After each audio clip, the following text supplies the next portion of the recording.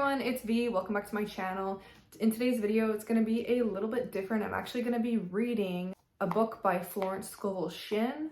This book is called The Magic Path of Intuition. I thought of doing something different because I'm always talking about Neville Goddard teachings and Florence Scovel Shinn's. I've watched and read a lot of their lectures, but I haven't done any readings like straight out of the book for you guys, so you can kind of piece it all together and make more sense of what everyone here is talking about on YouTube. Because if you go on YouTube, look up Neville Goddard or Florence Scovel Shinn, it's usually people's interpretation and not really just reading straight from the book. So that is what I'm going to do. On a side note, this book literally looks like a magic carpet ride. I ordered it off of Amazon and it looked like a novel on Amazon. So keep in mind that when you're ordering online, it might look a lot different. It's just a cute little book. It's so tiny, but it's so beautifully illustrated. Like all of the pages are different colors, and the quotes, like on the first page, there's a quote here. It's actually really cute. This book is split up into lessons. Basically, like lesson 1 is learning about intuition. Lesson 2 is talking about financial, setting yourself up financially with like a good financial mindset. Lesson 3, intuition again. Lesson 4, breaking the habits of being yourself, basically. So I'm going to flip this around and let's do a little read along, and let me know what you guys think of this type of video. If you like me having the book in front of me and reading excerpts from the book, or if you prefer interpretations, or just me talking based on my experience and what I've learned from all of these authors. Let me know what you think. Anyways, let's get into this book. This is the book. I just realized it actually might be copyright for me to open it up and read the entire thing. So I'm just going to show the contents and then I'm just going to read it to you guys. So here are the lessons. And then Louis Hay does like a little intro, which I'm not even going to read. I'm just going to start on lesson 1. The magic faith of intuition. Prayer is telephoning to God, and intuition is God telephoning you. True prayer means preparation. Having made your demands on the universal supply for any good thing, act immediately, as if you expected to receive it. Show active faith, thereby impressing the subconscious mind with expectancy. I'm just gonna make a side note. So basically they're saying like when you pray, expect to receive your prayer, because when you're praying with a lack of faith and a lack of like belief that you're gonna get the thing that you're praying to God or praying to the universe or whatever your belief is, when you just keep saying, I don't have it, please help, help, help, it's like a energy of wanting and needing, and it's desperate energy. And when you have desperate energy, you're pushing it farther and farther away. You never want to be in a state of desperate, needy, fearful energy. When you pray for something, or you're trying to manifest or have a wish fulfilled, know and believe that it will be fulfilled. Be content with your prayer, because you will get it. As soon as you're in that needy mode, you're pushing it farther away. Let's get back to the book. There was a lady who knew the law of preparation and purchased expensive magazines to give herself the feeling of opulence. Intuition told her to buy the magazines. One way to cultivate intuition is to say before sleeping, in the morning, I'll know just what to do. Ideas will flash before you begin to reason. So when this book, I guess it has a bunch of phrases you can use. So this is like, you're in bed, in the morning, I'll know just what to do. You're prepping your mind. So while you're sleeping, your brain is going to come up with the exact ideas that you need the next morning. This is why it's super important to set yourself up for success before bed. Okay, I'm sorry, I'm re-narrating the book myself. Let's get back. Prayer is telephoning to God, and intuition is God telephoning to you. Intuition comes from your superconscious mind. It is God within.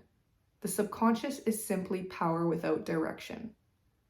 What you feel deeply or say with feeling is impressed upon the subconscious and carried out in the minutest detail. It is your soul and must be restored.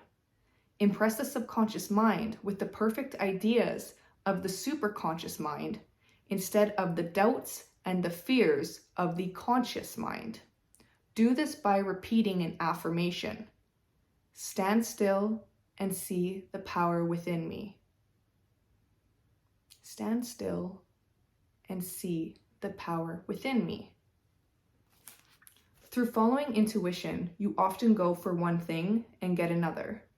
From the superconscious, the realm of intuition, what you should know will be revealed to you.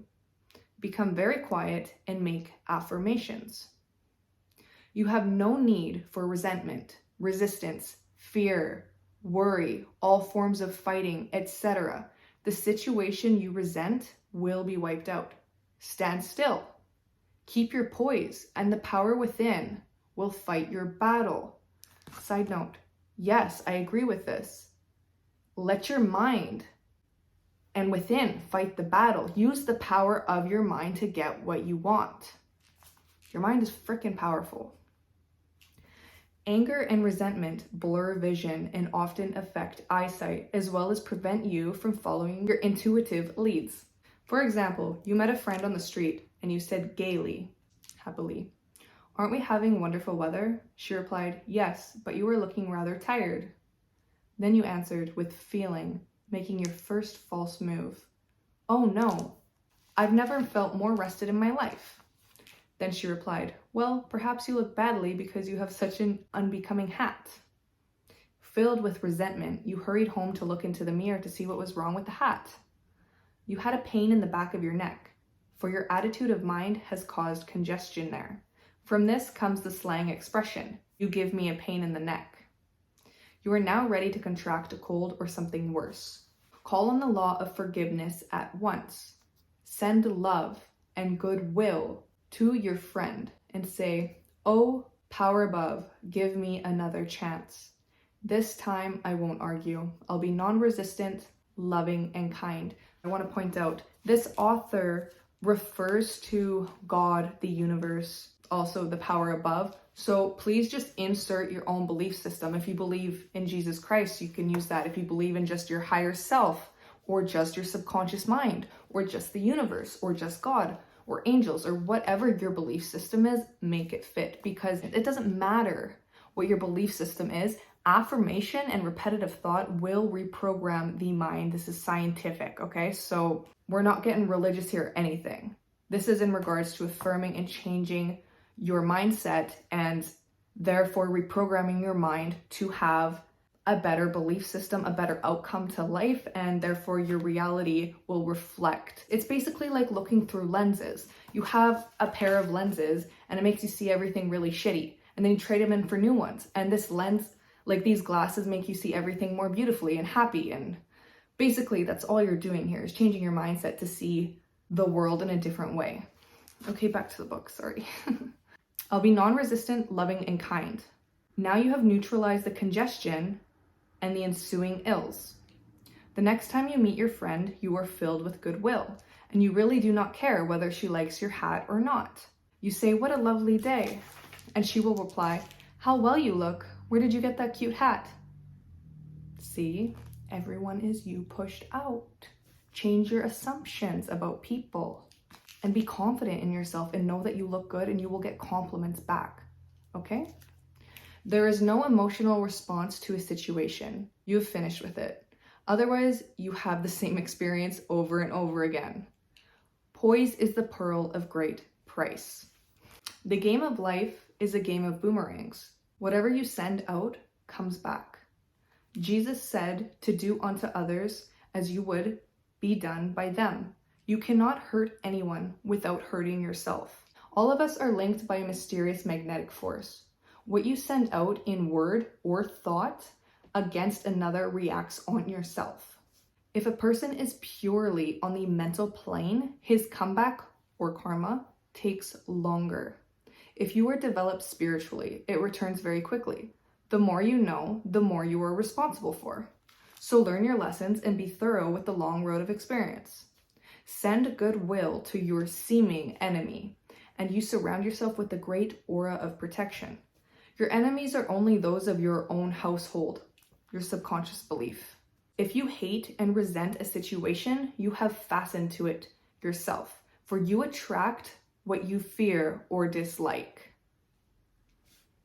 When someone has been unjust to you, you are filled with wrath and resentment. You cannot forgive that person. Time rolls by and another person does the same thing. It's like that toxic cycle with people, right? The toxic ex, for example, or toxic family or whatever. It's the cycle, right? This is basically talking about that. You have the same negative experience repeating over and over in your life, whatever it may be. Time rolls by and another person does the same thing. It is because you have a picture of injustice engraved in your subconscious.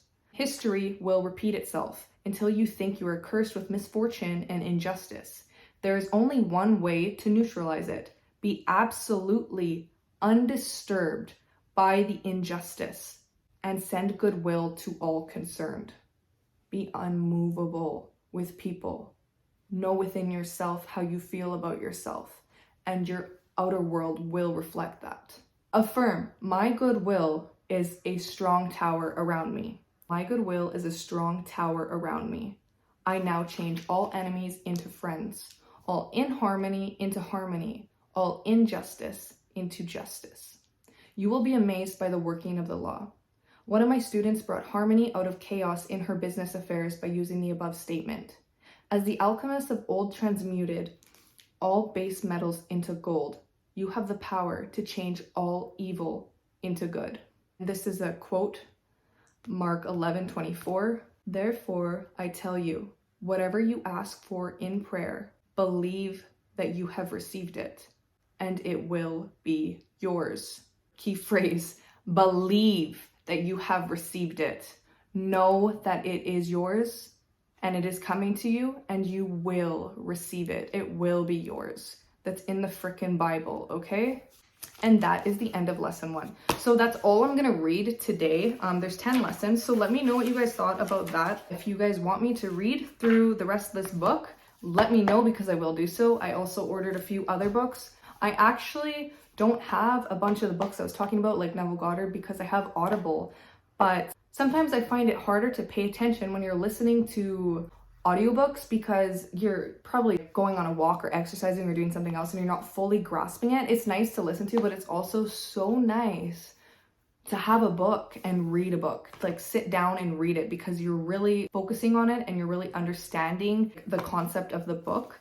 So yeah, if you guys want me to read a few more of these chapters, I actually have a few other books by Florence Scovel Shinn, and I have some in the mail from Neville Goddard, his collection. Joseph Murphy, all of these authors. You guys go on Amazon or Audible and like check out these authors. You can even listen to their lectures online. Just infuse your mind with how everything really works. If you always have a negative mindset on life, you're always gonna have a bad day. You know, those people that are always grumpy, it's because they think life sucks. And because they think that life sucks for them. So reprogram your belief system. Start seeing the positive that there is. Start looking at the glass half full instead of the glass half empty. Every single area of your life will reflect that positivity back to you. It's incredible. Anyways, let me know what you guys thought about the first chapter. And until next time, y'all, take care, peace and love.